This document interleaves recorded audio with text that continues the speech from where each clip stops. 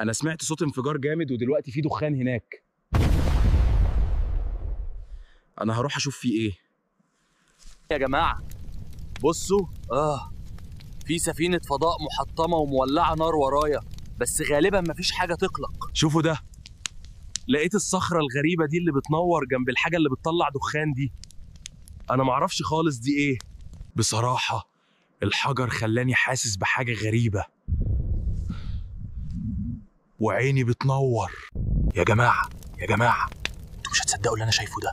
في بني ادمين لابسين بدل سلدة مالين المكان كله بحت هناك عند مكان الحادثة. لازم أخلع من هنا.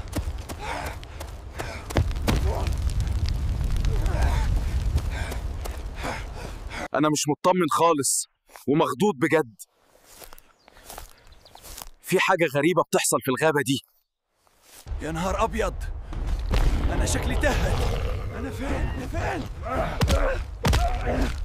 يا نهار أبيض. طز في موضوع الفلوج ده، مش عاوزة.